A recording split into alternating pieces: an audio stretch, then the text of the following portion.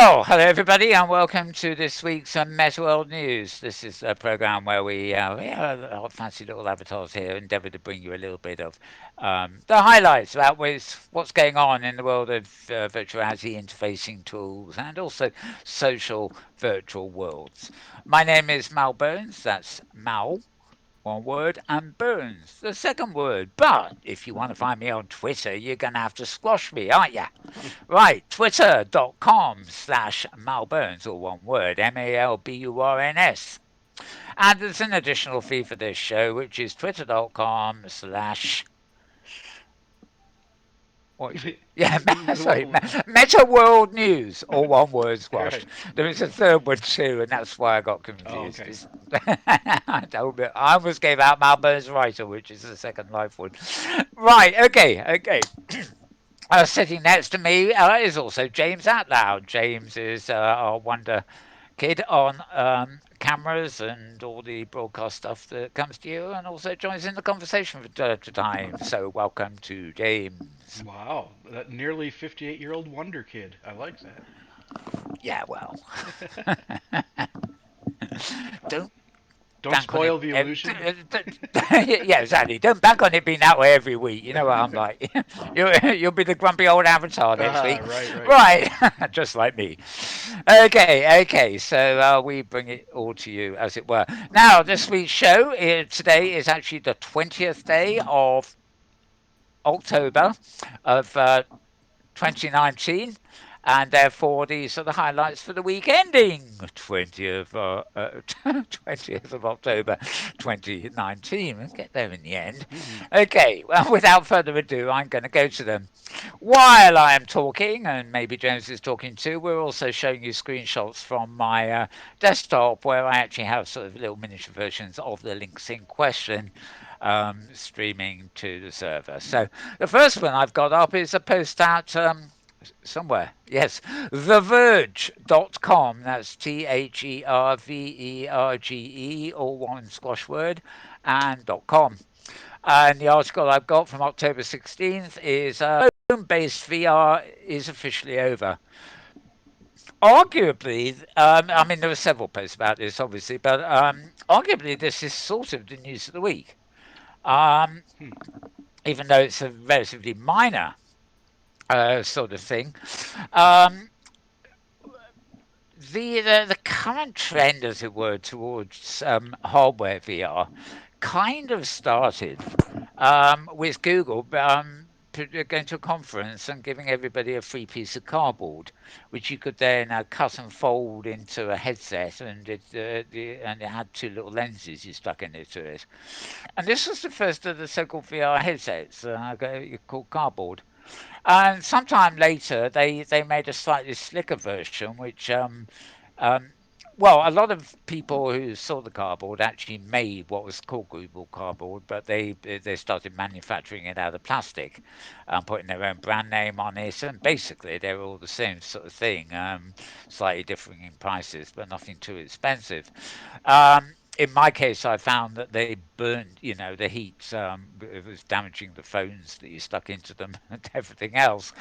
Um, Google then went a step further and they brought out they didn't call it Google Plastic, although maybe they should have done. Mm-hmm. They called it Google Daydream, which was a somewhat more advanced contraption of the same ilk, and supported somewhat more advanced sort of dual eye vision, stereo vision VR, and that was the quite big thing.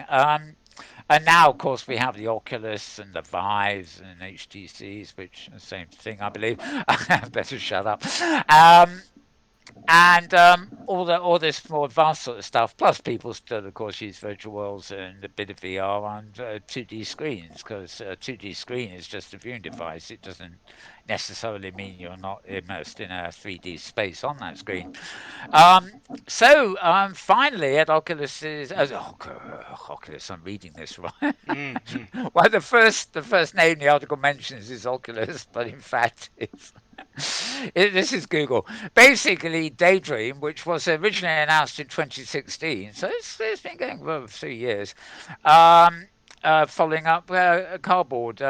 they projected having hundreds of millions of users on Daydream compatible phones within a couple of years, but even by this year, there's not a single current generation phone that actually really supports it anymore. Mhm. So it's goodbye, Google Daydream.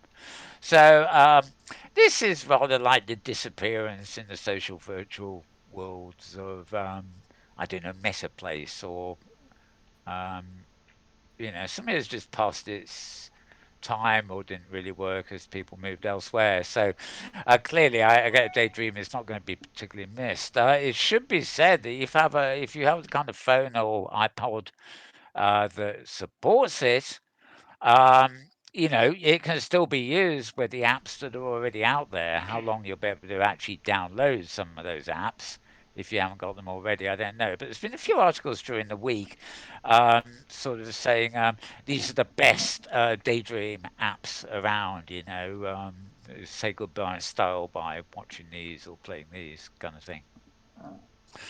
So, as I say, this link we got here it goes to theverge.com. And phone-based VR is officially over. It shows a picture of one of the cardboard or Daydream things with the Google sign there, the single remote that came with it, and there's a fair bit of sort of obituary writing kind of there as well. Um, but that's about it really. So let's put that one away and get on to other news of the week. VR Times. This is actually the website's called Virtual Reality Times, three words squashed into one. .com. So virtualrealitytimes.com, better known as VR Times, as you can see on the logo there. Um, this is simply about what it's about. It's a guide to virtual reality and augmented reality uses in airport operations around the world. How they're being used, with new technologies like big data biometrics, artificial intelligence, screening, augmented reality, using travel, improving passenger processing times, blah, blah, blah. And yeah, there's a picture of augmented reality wayfinding in an airport. So you can follow the line there using your augmented reality, and it will guide you all the way to the wrong aeroplane. I mean, the right aeroplane, presumably. You get Mhm. my idea, don't you? Mhm. Yeah, okay, that's enough of that. So, virtualrealitytimes.com reported on that.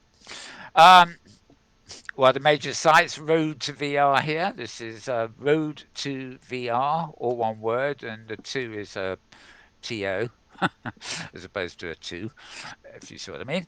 Right, Ubisoft's VR escape rooms have quietly reached 200 plus locations across the globe. We have talked about this in the past, not necessarily Ubisoft's thing, but the success of virtual reality as opposed to augmented reality out of the home. There's been a big take up in commerce, because of the extra enhancements it can give scientists and doctors and things, or surgeons, I should say. And as far as entertainment and game playing is concerned, there's been this thing of sort of it's like the old slot machine arcades, but these are actually major sort of virtual reality, spaces. They're probably, to actually go into them without a headset on, they probably look like an abandoned warehouse with obstacles taken away. But when you put the headset on, it just means you've got this wild open space to play games and particularly multiplayer VR.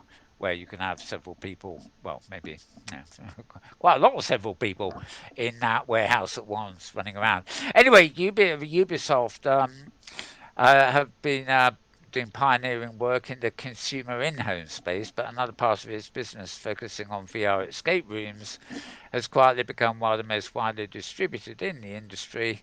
And the company announced this week they have things like Eagle Flights, Star Trek Bridge Crews, Space Junkies, and more. And yeah, really, you've all the only other things in here really is the technical details plus a little map here, which you probably can't see particularly well in as I'm scrolling down the page there, but you've got America on the left side and the rest of the world on the right, more or less, and north and south, of course. You can see that Europe and Britain are actually where these locations are heavily clustered, but then there's a good number of them in North America too. clustered around the East Coast and the West Coast, or rather, I can only see one dot in the Midwest, really. And then just a few in South America, a few in a couple in Africa, three in Australia, which isn't actually very many. And they're popping up all over the place there, but you can sort of see the distribution um, of the stuff. And yep, Medusa's Gate, designed to give players an immense sense of scale. So yeah, they feature a lot of the experiences you can actually have in these spaces, and then a little bit about what's coming up next in 2020.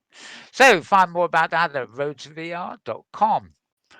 Now, the BBC, is very fond of spending license payers' money.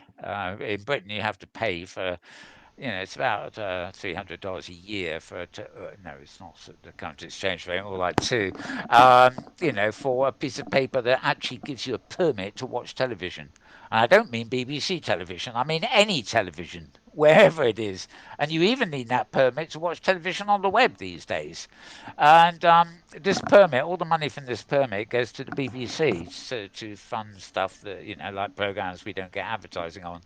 The unfortunate thing is there's nobody really guiding what the BBC will just spend an awful lot of it on things they think are trendy when all my life I've had the BBC around me, and the latest trendy program on the BBC that everybody talks about is usually 5 years out of date when it comes to trends.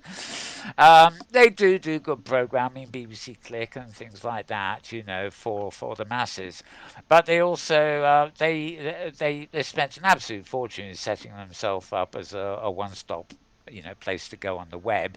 I mean, there are people in Britain here, and maybe abroad too, for that matter, whose idea of BBC Co UK is the web. You Hmm. know, they may just click the old link to get out of the BBC if it's a link posted by the BBC, but they behave like any portal company. They want to get you in there and they want to keep you in there, and it's very hard to link to individual content in there. And it's like a Facebook or a Yahoo or something. They really don't want to let you get out of their kind of little infrastructure, and arguably that has nothing to do with television broadcasting, and which is the actual reason we all have to pay that money every year to fund them.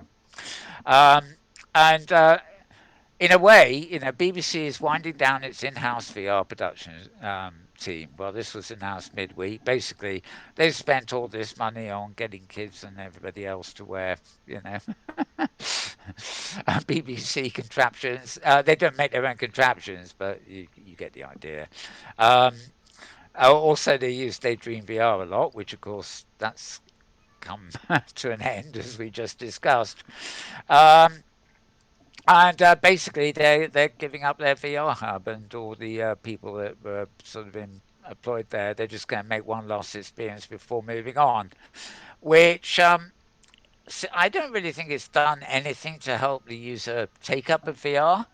And certainly the content has never been anything really spectacular. So I just keep thinking, well, they spent 2 years, they've been siphoning off TV license money to do this sort of thing, and nothing really to show for it. So anyway, that is the end of that. But we do have. Let me click here. Yes, here we are. By October 17th, we have a post that the BBC's VR work will continue, Hmm. even though VR Hub itself stops commissioning and production. And basically, the VR Hub. Uh, where are we?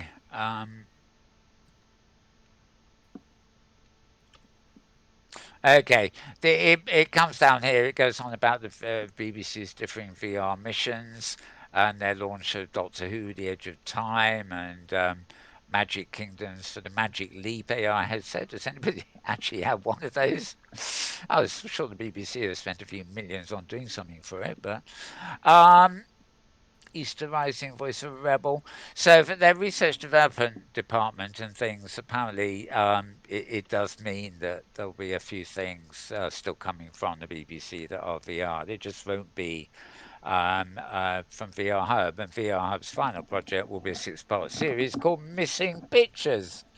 They compare the situation to Facebook closing the Oculus Story Studio in mid 17.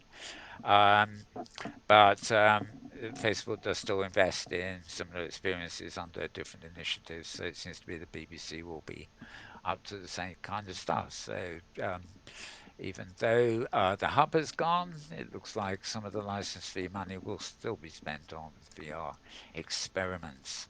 I'm looking forward to the Missing Pictures program. That sounds really interesting.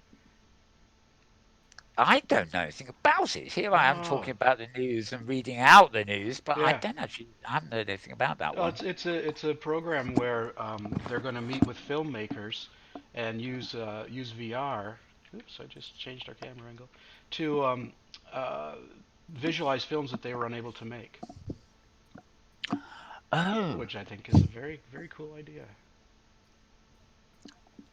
okay, yeah, that might be fun. Yeah, I yeah. must admit, yeah. Talking of the BBC, and I'm talking of, well, I think they were, I think it's been done with home box office in America. They're trying to get into the Games of Thrones things. They've done an adaptation of Philip Pullman's His Dark Materials, Mm. and Oof. that's set for broadcast. So I think it's the 1st of November, which is better, can't be more than a bit of a week or more, just it's certainly less than a fortnight away. It's actually the day after Brexit. Come to think of it, if we do actually manage to have a Brexit, which I'm Right, not sure right. we will, nobody knows really what will Nobody knows. happen. Of course, if the world does end on the 31st, maybe we won't be around to watch it. But never mind, never mind. Mm-mm. I'm really looking forward to that. That is an amazing novel or a trilogy of novels. And they made a movie in Hollywood, well, probably about 20 years ago, called Golden Compass, Oh yeah. which was the sort of first book. But half, no sooner was it in production than the studios they didn't they didn't stop it, but they cut funds and everything, and they had to put what they'd filmed into a sort of a simulation. You can tell that it's like a collection of footage rather than a proper story. And it was so tragic because the reason it was funds were withdrawn by Hollywood was they actually suddenly realised halfway through what the story was about. Mm. And they Mhm. weren't going to have any of the anti-religion and the criticism. It was all covered. It was all innuendo and covered in storytelling. But Mhm. such a Hollywood executives obviously took 6 months or something to click, and then they decided it wasn't.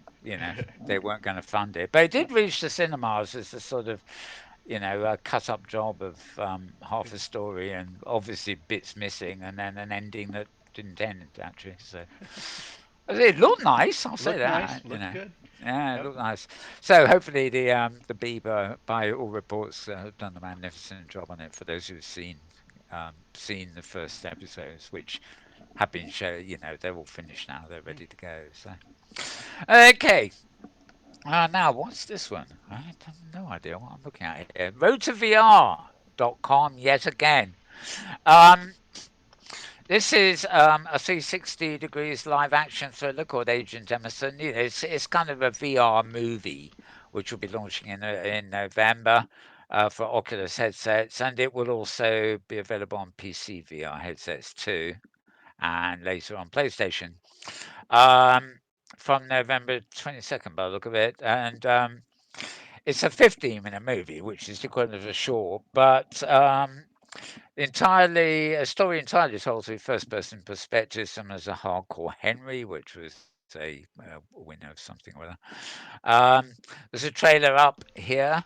Um, there is, oh yeah, the woman who plays Agent Carter in Marvel is in it. So is the woman who was in Nikita.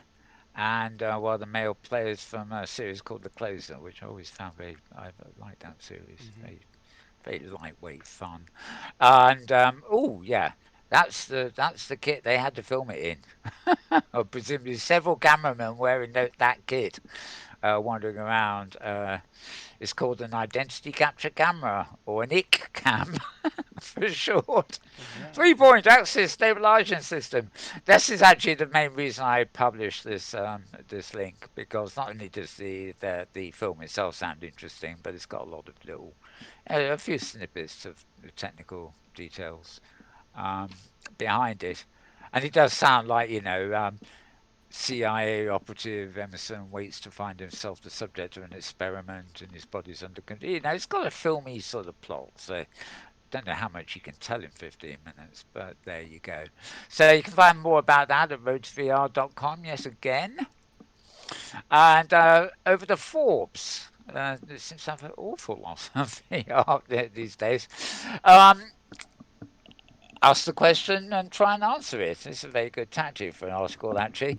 Can virtual reality capture the experience of being in a museum? And I presume Eva Amson thought of the question so she could answer it. They do look at Renwick Gallery, Washington DC, the Louvre in Paris, of course, the Kramer Museum. And if you're wearing a headset, it's almost like being there, she says. And obviously, some people in this museum, oh, this is the News Museum in Berlin. Visitors go in and they're given the headset to wear. Seems it looks like only two of them actually get to wear it, but maybe they're just posing for the photo. That wouldn't surprise me. Um, anyway, she takes a fair old look at everything all over the world, really, and different kinds of museum sort of experiences. So yeah, I mean, I've always been a big fan of virtuality, virtual worlds as recreation tools. Being able to rebuild a lost city in virtuality and then explore it. It's um, you could argue that building Stonehenge in virtual reality is really a bit silly because you can go and visit it in real life, although not, of course, the fully built one that existed once upon a time. But there are cities, there's whole cities of legend, that are no longer around. They got sort of burnt down in various historical wars or whatever, and to be able to rebuild them virtually based on archaeological and other information means that you can actually visit a place in virtuality that you really, was real but just no longer exists. So you can't visit it anymore. So I've always been a big fan of that kind of stuff. So the connection there with museums is a pretty obvious one, really, when you think about it. Okay, so that was at Forbes. Okay, this is dailycal.org, which stands for Daily Californian, I believe. Oh, yes, it says so at the top, doesn't Yep. it? And this was actually, well, it says it's today, but believe me, it wasn't. The actual article was several days ago. Um, Daily Cal, that's Daily CAL or one word .org, and this post is about Jerome Lanier, who's considered by many to be the founding father of virtuality. He's speaking at a Barclay Forum event. Um, hang on. Oh, it's interesting anyway. Actually, this was by way of an announcement that something actually happened on Wednesday. What you've got there is basically all about it. You can read more too. So there's a sort of summary in there now of the actual event itself. Some of you may remember, if you're really into this sort of thing, Science Space had a session which I was at, and several guests from other virtual worlds have noticed that some months ago now, where Jerome was talking to somebody in Science Space as an avatar. In fact, I can't remember what he had now. I think it was a very conspicuous avatar anyway. It was very much your play power avatar. It wasn't a human avatar. Anyway, that was that. So that's dailycal.org for a bit more about that. Okay, this is blog mozvr.com. So it's blog.mozvr.com. Moz VR stands for Mozilla VR, but it's all one word there. And it's their mixed reality blog. In fact, they're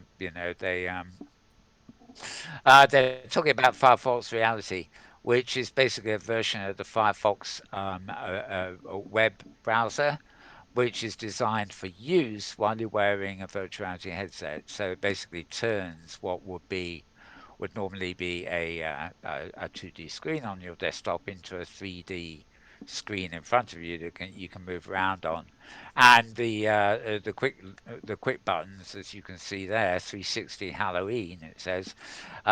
These actually feature shortcuts to virtual reality sites on the web, and in this particular case, they're all to do with Halloween at the moment. As I have visions of the old Second Life, it's sort Ah, of yeah. Halloween seems to start in June, and they never stop talking about it. It's almost an anticlimax when the one day at the end of October arrives. But Well, that said, we are in the zone now where I yeah. think I personally permit Halloween.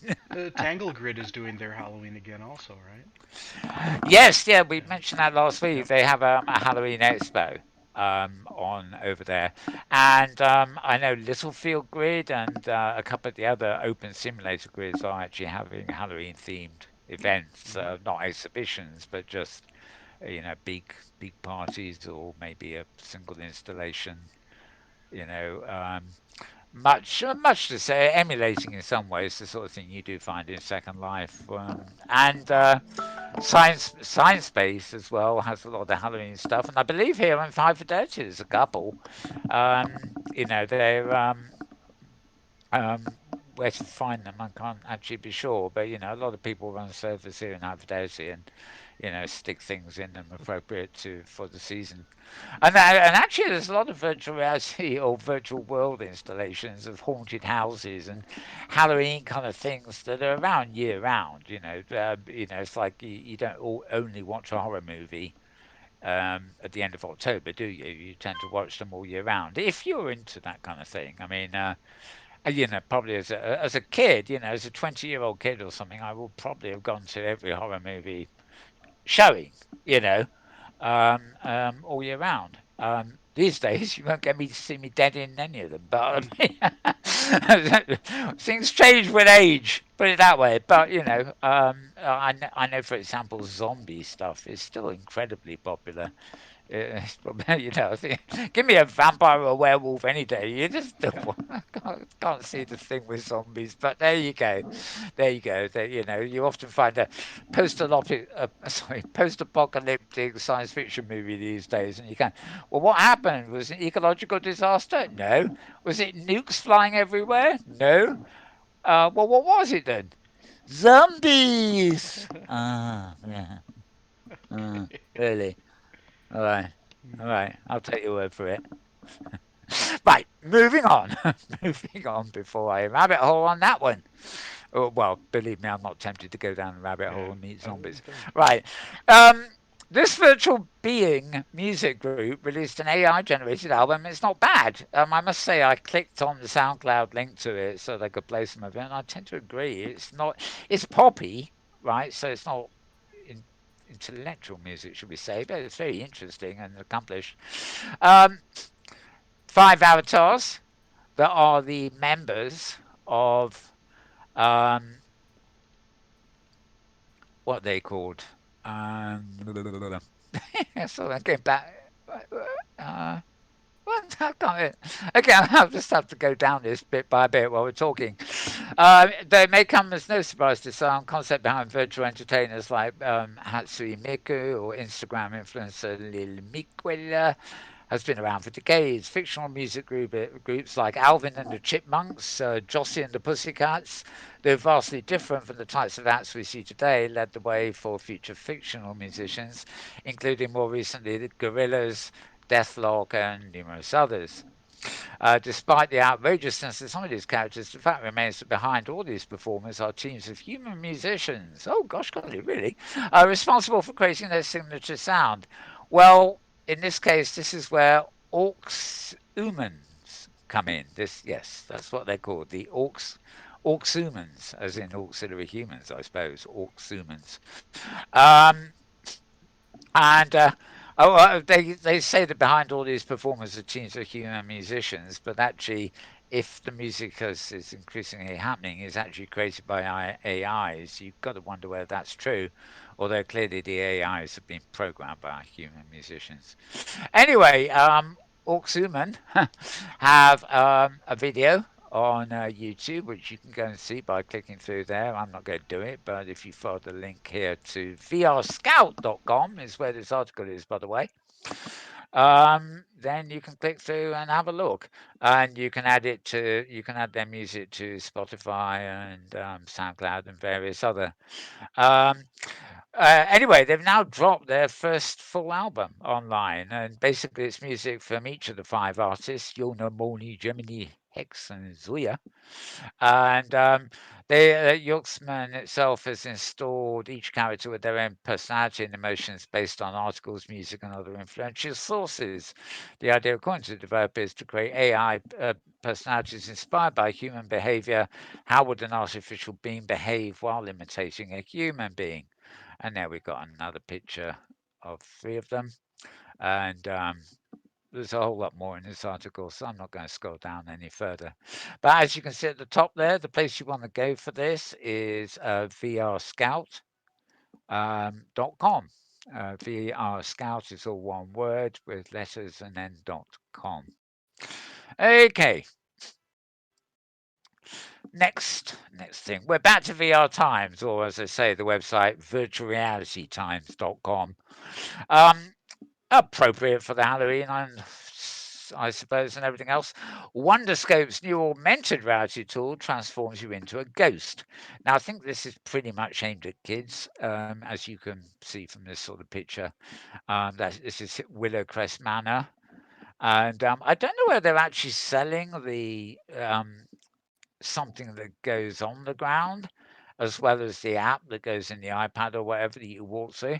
I mean, it certainly doesn't look like she's standing in an augmented reality space, but I may be wrong. It may be just clever photography. Um, but anyway, it sounds like a good thing for the kids. This actually is the studio behind this is XR Studio Within, which I don't know for sure, but I suspect that is actually a studio connected with the Within app you have on Google Go, and I think on 2D iPad and things as well. So uh, yeah, what where are we? Oh no, no. We look at yeah. There are some things available for free here, but I've got a feeling that Willowcrest Manor itself. Yeah, you can get Wonderscope free from the App Store, and it comes with a free AR story. But Willowcrest Manor, which is the one in the picture and the one in this video, if you play it, is not one of the free ones. So you do actually have to pay for those. But it does say a small fee. It just doesn't tell you what, which is suspicious in itself, really, isn't it? Okay, putting that one away. And right, this is where we get rather academic. This site is J Neuro and Rehab. But right, okay. You can go to Malburn's, sorry, twitter.com Malburn's. You will find a link to this, albeit only today or yesterday. No, yesterday, I think, 18th of October. Yeah. Um, Learning and transfer complex motor skills in virtual reality, a perspective view. It's got the abstract here, it's got the introduction, and as you can see, it's just got, it's a technical paper, which for those of you into this kind of thing, if you even know what the title's about, there's a lot there to actually read. So it's not just a link to a paid for paper, it's actually the whole damn paper. Um, the website you want, if you've got your pens handy, is JNEUROENGREHAB Biomed Central, which is BIOMEDCENTRAL dot, and then com. Do you want me to spell com for you? I think you probably get that one. Okay, so J Neuro Don't you love it? Don't you love it? Anyway, it's the Journal of Neuroengineering and Rehabilitation, if you really want to know. And you can download and cite it and do all the things academics do with these things. So, it's certainly a big enough piece of academia to put online by the look of it. So there you go. Follow the link. Right. Actually, it's not the final one at all. It's the final tab I've got up, which uh, before my browser started crashing. We often link you to Voices of VR podcast site, Kent By. This is actually an XR ethics manifesto thing. There's 174 odd slides here, and that's Ken By with his podcast. This is the presentation he gave, and this is the slideshow that supports it.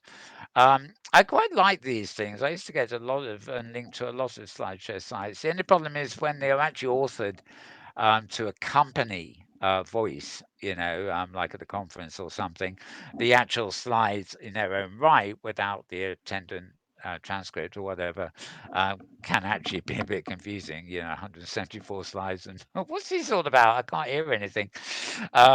Much better probably if somebody had actually videoed the talk with the slides. But anyway, these slides are up there, and you can garner a few things from that. Quite a lot in them, 174 slideshows. Right, okay, well, I'm going to leave that there. Well, I'm actually going to head back here to where I got to on my loading. Right, and upload a few new ones. Um, right, we're still only 3 days ago, actually. So here we go. Um, right, vrfocus.com. Right. Oh, this has all gone a bit wonky again. Okay, anyway, let's move with this. A company called Blend Media brought out something called Blend Market, which aims to connect businesses with virtual reality and augmented reality professionals. It's basically an app. Um, it makes it sound that creators are meant to pay to put their CV in front of people who might be interested in hiring you, but I've got a feeling it actually probably works the other way around. I'm not at all sure, but the idea is people looking for people in the AR and VR profession.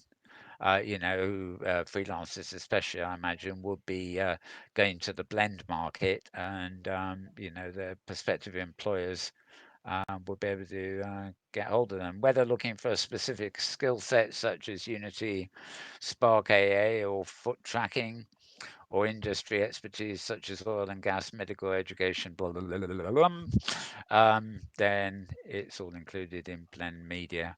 Um, who knows? Something like that might actually be very successful, or it might just be a hiding to nowhere. Very hard to tell. Right. Um, also at this one's at uploadvr.com.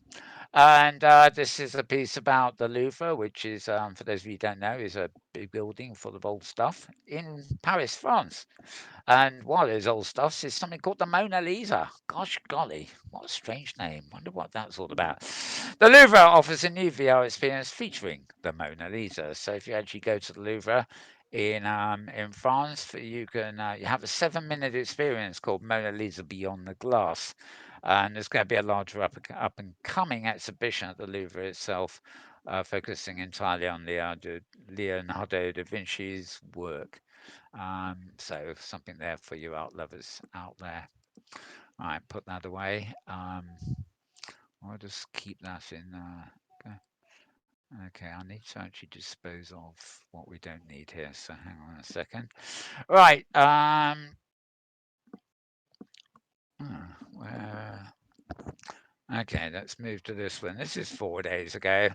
Um, this is from BBC News, a Scottish link to an Icelandic virtual reality dive of an Icelandic shipwreck. Apparently, they recently discovered this thing at the bottom of the ocean. And It's played a part in a new virtual reality experience of 360. It's a 360-year-old.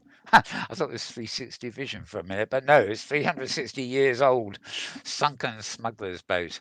The wreck at Drumbeg in Sutherland was one of the first to be in the world to be recorded using new 3D photogrammetry.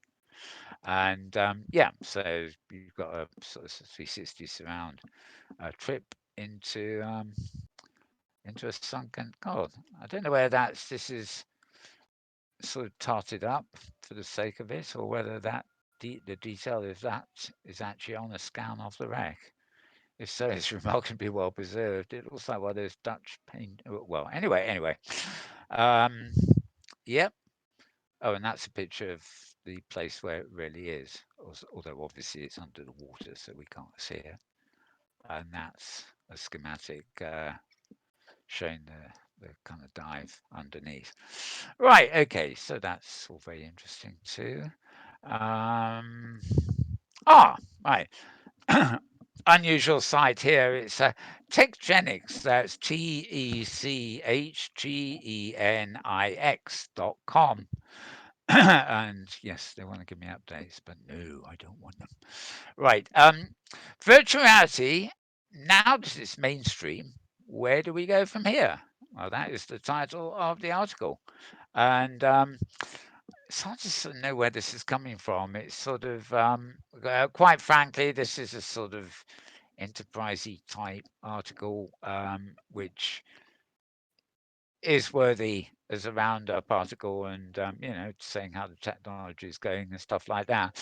There is absolutely nothing new, basically, in the article, but it's a nice little article that sort of covers the state of play at the moment, so to speak. So this is techgenics.com, TECHGENIX.com. And yeah, virtual dash reality dash mainstream is the article. If you want to try doing the, oh come on, you bloody, no, I don't want a free copy of the. Sorry, you can't safely go to any website these days, can you? Oh dear, right, get them out of the way. Um, Coming from London, yeah, no, that was an accidental tweet. Uh, Okay, here's another one, virtualrealitynews.net, yet again. Um, Actually, it's virtualreality-news.net, this particular site, VR360. Again, medical sort of stuff. VR can speed up availability of less invasive treatments for thyroid patients. Well, says the research. It also mentions other things other than thyroid things, but the same principle basically. VR speeds up the availability of things because the cost of the more immersive, invasive treatments is quite a lot. Whereas if they can get it less invasive through VR, well, so much the better. Um, and the article also focuses on the University of Virginia (UVA) interventional radiology. Right. Back here, Creative XR. Um, this was an event happened here in London. I wasn't there myself, but Peter Graham here of VR Focus, VRFocus, all one word.com. Let's have a look at it. It's called Creative XR, supporting the UK's immersive content industry. Um, Basically, the Digital Catapult and Arts Council England, and they do funding of a limited number of things, and whole try and be trendy, really, to be honest. But this was the second Creative XR program, but run by two organisations. 20,000 English pounds of funding went the same amount went to 20 different projects. So that's quite a lot of money. And the money was to develop their prototype to a far enough stage that it could be shown at the event, with two going on to receive further funding. Um, and helped over 2 days. um, I don't think these were the actual winners. The examples: Goliath by Anagram and Ondas by Sator Tech. Um, Basically, it's all about innovation and the money available for people who do innovation. There doesn't seem to be any link between this and what I call utility. In other words, it could be art, it can simply be art or innovation, innovative things. There doesn't seem to be any actual requirement for it to serve a utilitarian um, um, use, as it were. But there you go. There you go. That's Creative XR. Um, Okay, blog at high fidelity. You get a couple a week there these days, actually. And the style sheet always has it in a long, narrow column. Right, this one is Can VR technology revolutionize the online team workspace? And find this at www blog. High fidelity. That's HIGHFIDELITY.com. High fidelity is squashed into one word there. And you can do a backslash and for blog if you want to get there quickly. You can also chat to them in a question room that you can't see here, but it's popped up at the bottom of my screen. Um, just talking about how it's going to transform everything and whatever. These are as I said, there's quite a lot of blogs coming up here, and they're actually quite interesting for one reason, and that is that most of these, I don't know whether it's Philip writing them or whether other people are too, but a lot of them are actually addressing issues like team collaboration and stuff in a very general sense. And in fact, I can't spot a single mention of High Fidelity, the platform, in this post. I mean, obviously, it's a High Fidelity blog, but once you start reading it, it really is about the ins and outs of doing things rather than come do them here kind of PR. So, quite kind of interesting. There was one thing during the week which was actually on Twitter or something about work collaboration, and I logged into a Twitter thing and whatever, and then I tried to find the thing here in High Fidelity, and it doesn't seem like anybody was online at all, even though this Twitter thing was had loads of people gabbing in it. So, and my arrival on the Twitter stream got posted to my Twitter stream, and I hate things that do that. I don't mind clicking a Twitter link to go somewhere, but I don't want all my readers to know where I've gone. So I don't know what was going on there, but anyway, so pass on that for now. Right, okay, let's just get all these things out the way. Um, right, and no more. Okay, VR focus again. I'm gonna actually load since all my tabs are gone, I can get away with loading a few things at once now. Um, oh, Oh, something went beep beep in my head. Right. Okay, we're back to Virtual Reality Dash News now. So, Varjo's new offering aims to focus on enterprise usability of VR. The new offering is yet another headset that doesn't look much different from any other headset, quite frankly. But if you like following the different headsets coming out, then you can follow this link. Virtual Reality Dash News Desk, and the company they're talking about is Varjo Technologies. There's two new advanced headsets, which are part of the company's Resolution Revolution. Yes, indeed. A product line, that is. Okay, what can you say about these things? Yeah, another. Right. You're invited. VAM on virtual brings the conference to you. Right. Okay. IT brief.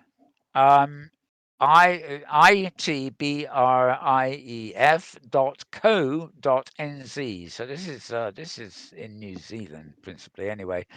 VMon Virtual is a sort of virtual conference sort of thing they're putting on November 20th. It will look like a physical event, but it will take place online. So New Zealand or not, presumably if you're interested, you can go to this. I don't know real idea of what it costs. More than 20 speakers, 5,000 attendees, 5,000 minutes of contents, 24 hours of online streaming.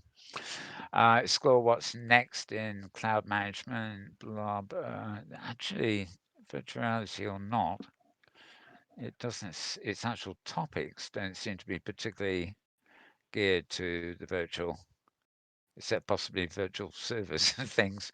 Anyway, if you want more about that, VMon Virtual is bringing the conference to you from New Zealand to the world on 20th of November, and you'll find that link in my feed.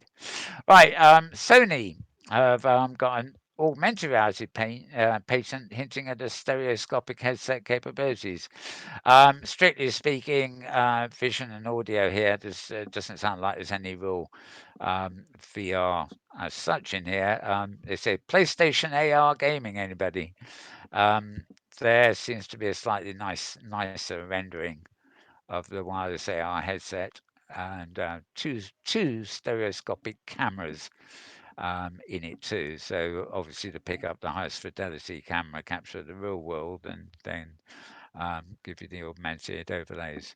So yeah, more devices coming at us left, right, and centre. I don't know what the hell those contractors are up to. Oh, they're not hard hats. Yeah, I think they're playing a game, aren't they?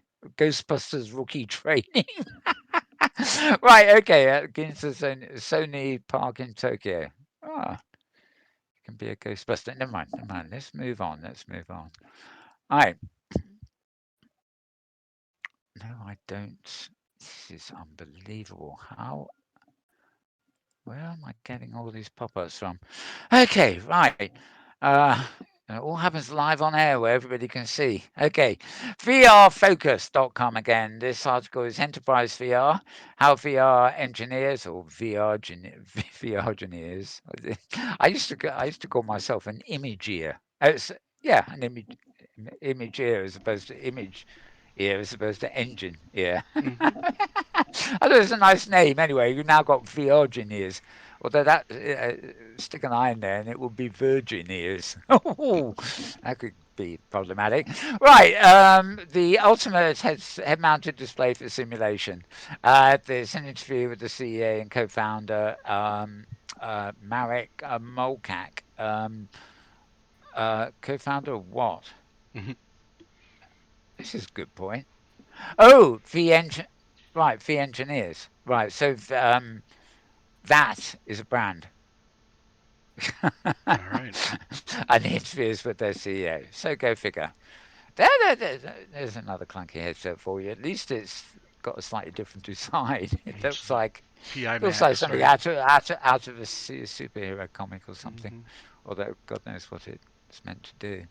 Maybe actually, you know what? I think that's not a headset at all. A proper headset. That's not a normal headset. That is a stealth headset. Stealth technology. Look at it. You know, what else could that possibly be? That's got to be stealth technology. Gosh golly, can you imagine what you can do in that thing? Um, yeah, well, I can. yeah, I can imagine. Yep. It's not Let's just difficult. leave it. No, we'll do a bit of imagination and write a graphic novel about it or something. Somehow, I don't think I'll ever be in one. Okie dokie dokie dokie. Back to the list. Okay. Okay, there are several voices of VR .com. Always a good place to go. There have been a couple this week. Number 831 was on XR Ethics. HTC Creative Labs Daniel Robinson talks about value-driven design for augmented reality prototypes. Um, right. It is wonderful that there is a website called geekygadgets.com. Geeky as in GEEKY dash gadgets, GADGEDETS.com. And Geeky Gadgets is telling us all about what we got here exactly. Explore 5 national parks using virtuality from your browser.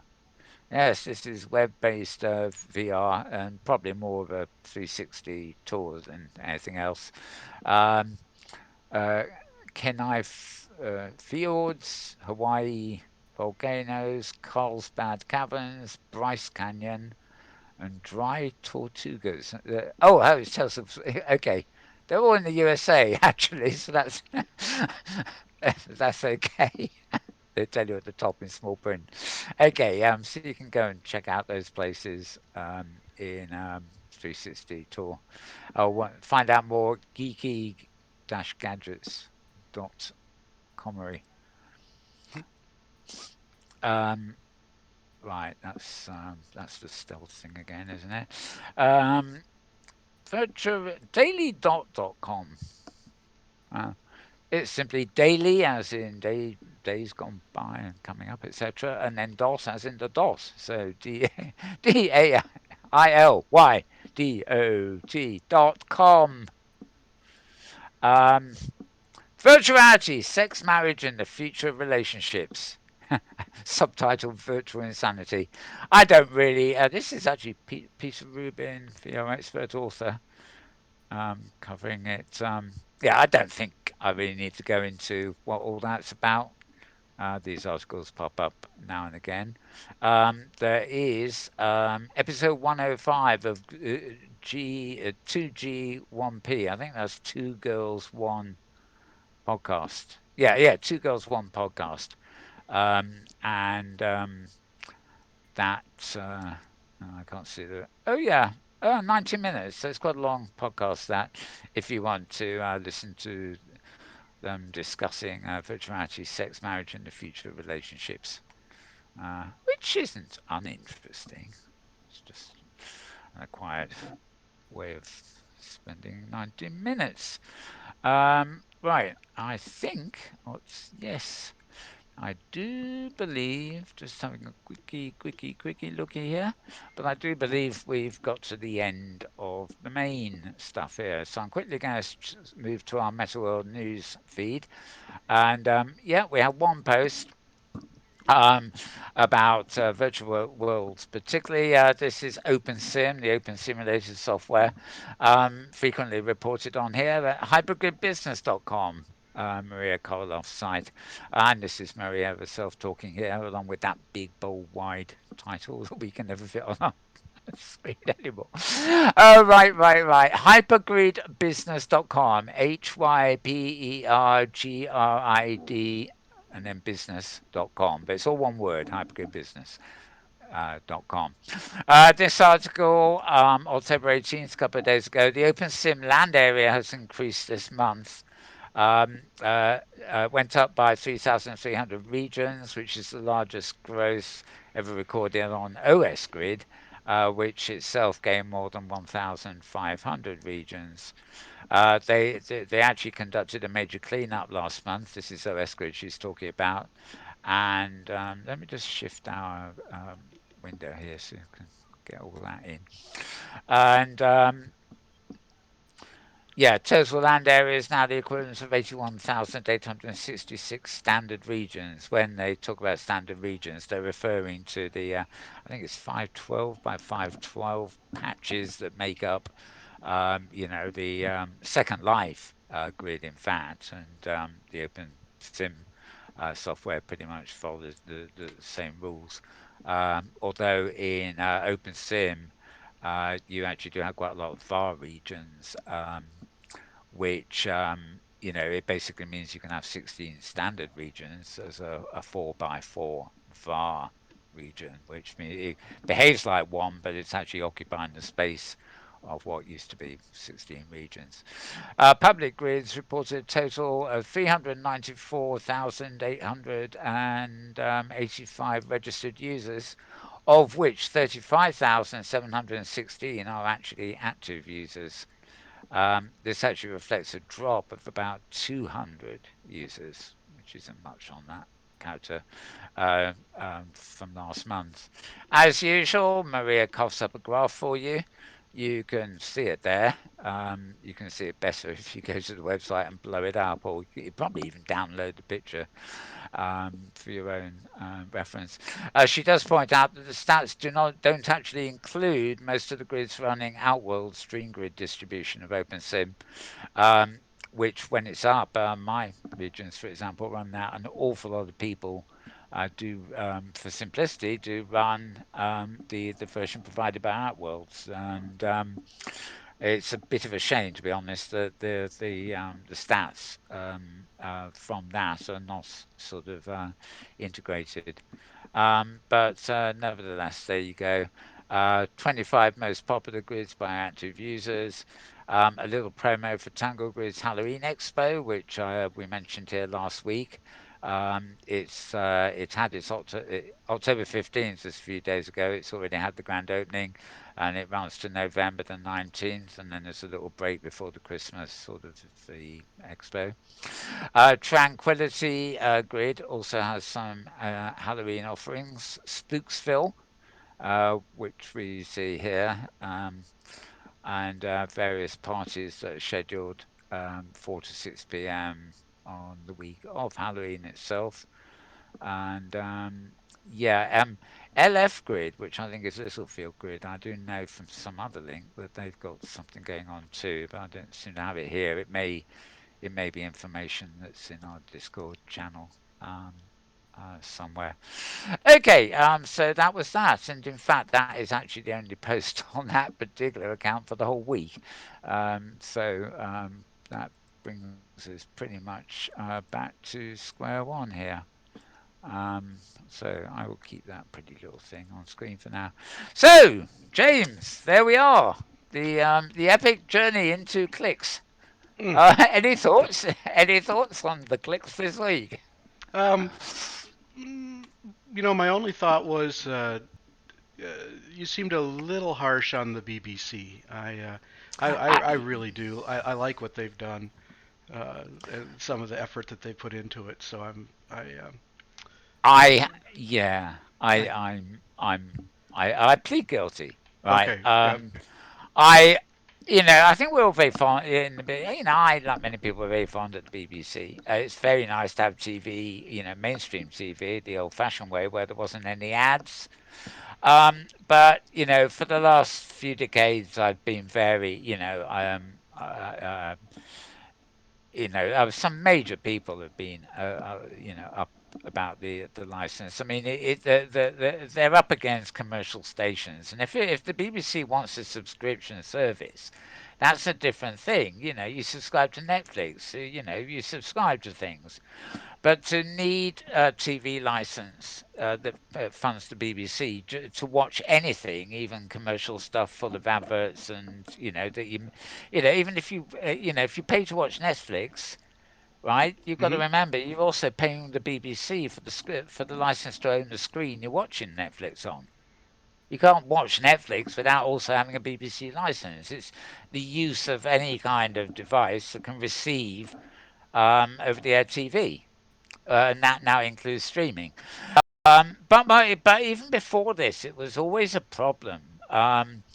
Because you would find the BBC was spending money trying to be on the leading edge of things. Like, they started off with radio, then they moved to TV, now they're moving to VR and things. But you have to ask, what the public money is spent on, and the programming too. Although as a drama fan, there is some wonderful stuff on the BBC. You know, um, the BBC were, they were football matches, for example.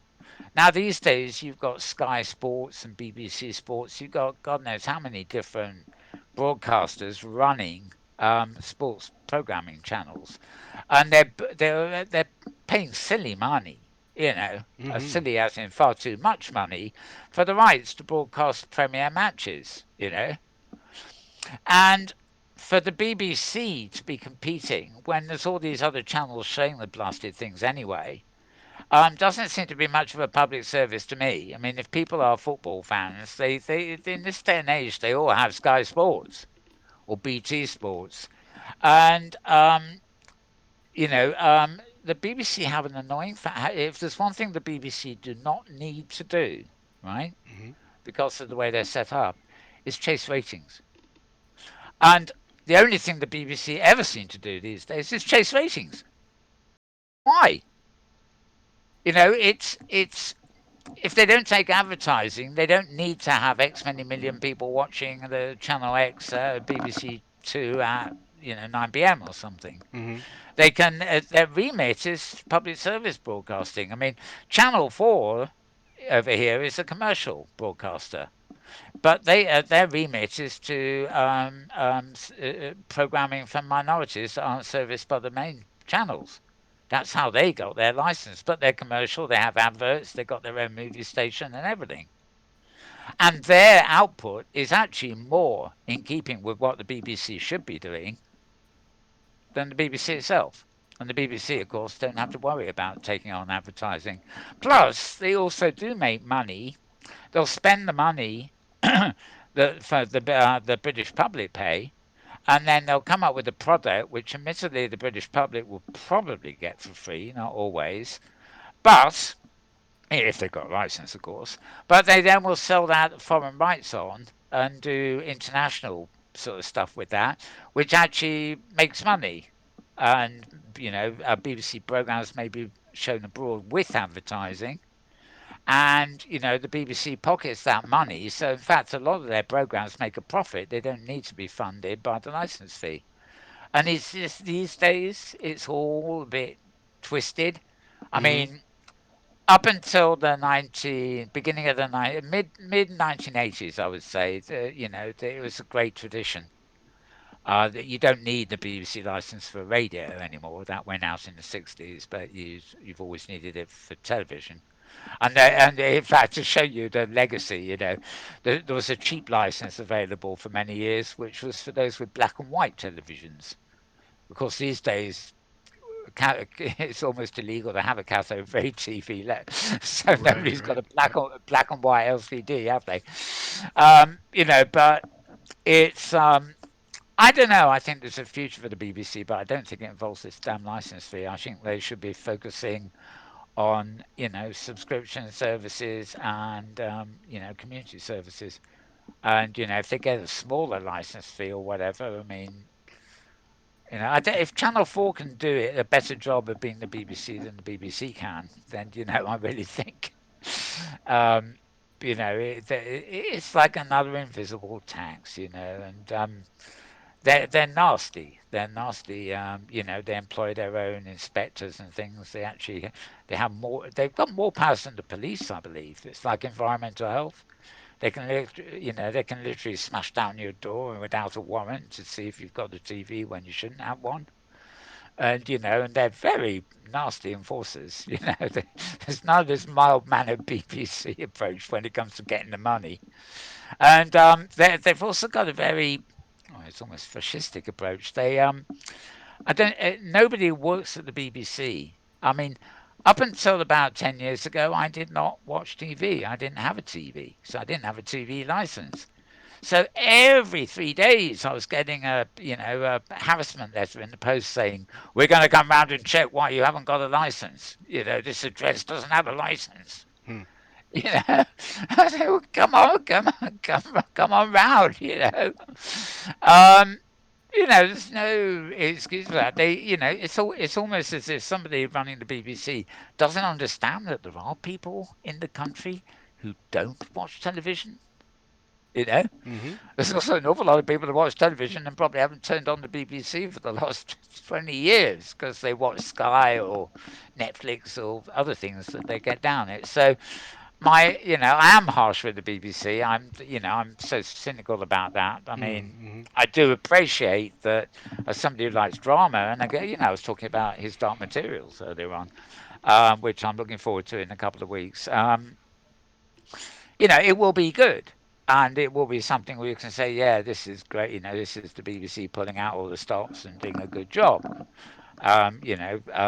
Obviously competing with Game of Thrones, of course. So the competition thing is coming into it again, rather than the public service remit.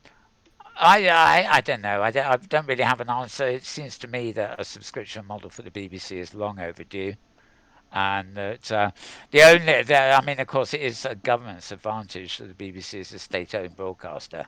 In other Mm-hmm. words, the money that we pay for the BBC is actually paid to the government, who then pay it to the BBC, which means that the BBC's program content, especially news, is controlled by the government. It's a state-run news network, and that's good for the government. It's not particularly good for us because Depending on different governments and things like that, you could argue that, it's the BBC is the government spokesman.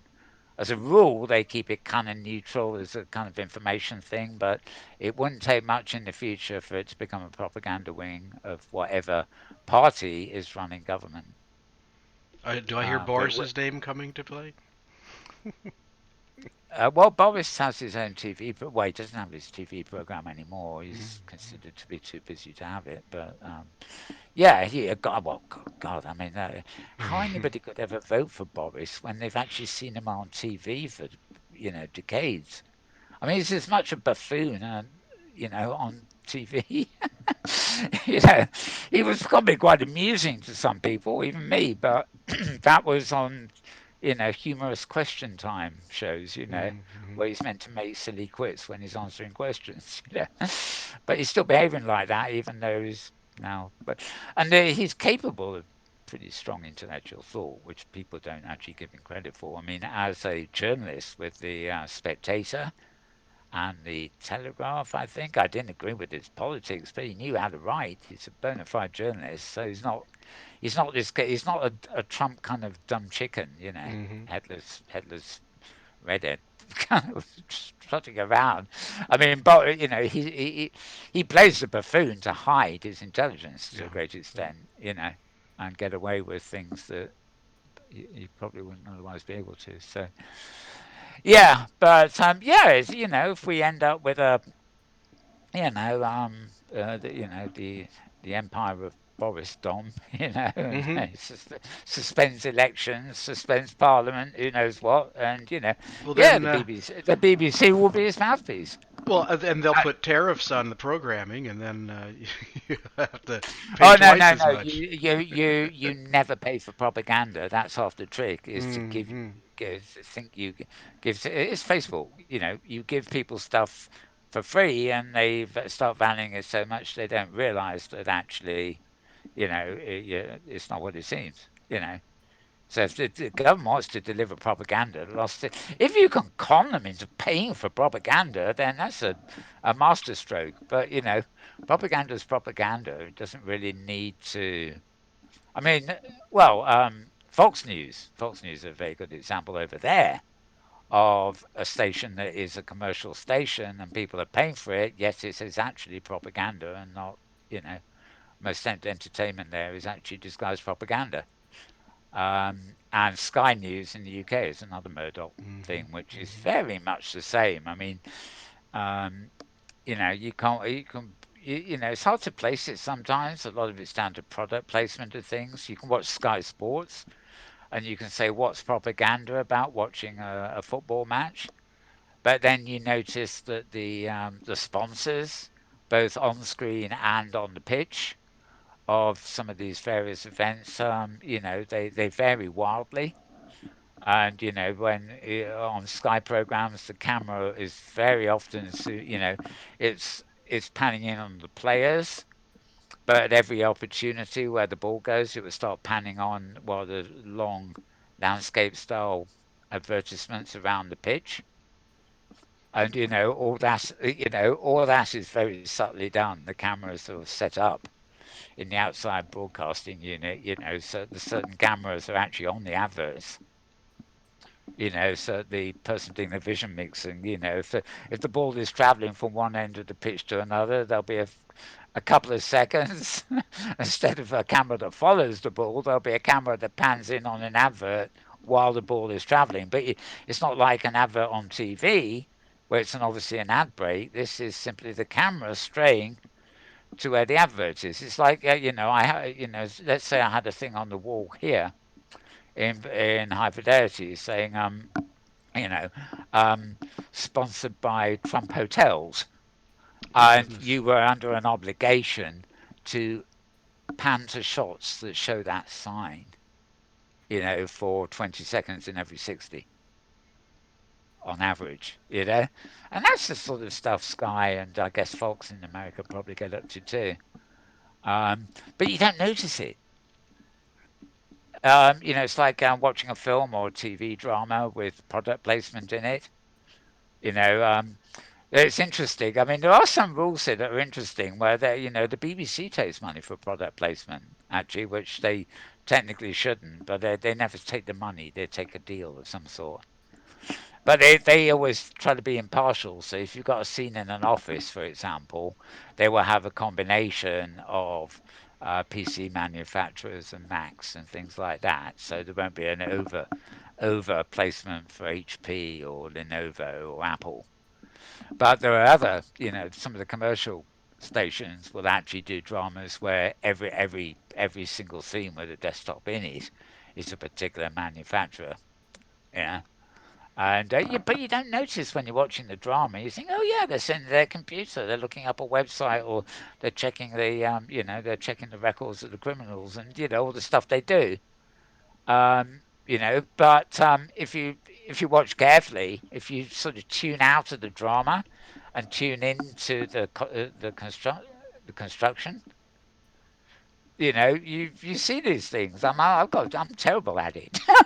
'Cause I think that way, from the other side too. I would think of, well, what can we stick here that's going to serve a double purpose? um, but well, I don't do that kind of stuff now. I have no need to. But I mean, it's a better, when you're designing things, it's that kind of stuff pops up all the while. Placement of things that can bring a bit of extra sponsorship money and stuff like that. And Yep. when it's overkill, and yeah, rabbit hole, doing it again. At least we're off air now, aren't we? No, Oh, I just oh did well, my thought. ladies and gentlemen, he forgot to remind me that I was going down the rabbit hole, and you've just been subjected to my thoughts. Where are we? The BBC, Yep. Sky News, Avatar. Oh lordy, lordy! Well, have fun with it. I'd forgotten we were still on air. That is bad news. Hmm. That is bad news indeed. No red dot on the Discord. It says we're No. recording. It's just like I was talking the BBC. Well, I don't think it was the BBC. I think it was ITV. Very famous example. Because the newscasters on those programs, Hmm. you see them with their shirt, their press shirt and tie and jacket and whatever. They look very professional and stuff. But they put all that on the moment they come into the news desk. It's not like they walked in like that. Hmm. And frequently they're just wearing jeans from the waist down that the camera never sees. But there was one occasion where the camera panned out, a bit too early, and the newscaster stood up. He wasn't even wearing any jeans. Mm. Just that short. He's just that short. So he just thrown the shirt and tie on, Yep. and posed because he was only being filmed from the waist up. Hmm. And unfortunately, some cameraman was slow on the cut, Right. or he was quick on the move. Yeah. Anyway, before we get into any more trouble, I think we better wrap this show up because we're no Hmm. longer talking about the metaverse at all, are we? Nope. Oh, viewers, do you want a new show Well, called broadcasting. Mal down the rabbit hole? Sure. Maybe. Yep. Yeah, I don't know. Anyway, that's it for this week. Thanks to James for everything. So it's goodbye from him. And it's goodbye from him. So it's goodbye from the two of us, and we will return same time, probably same place next week. Bye for now. Have a good one.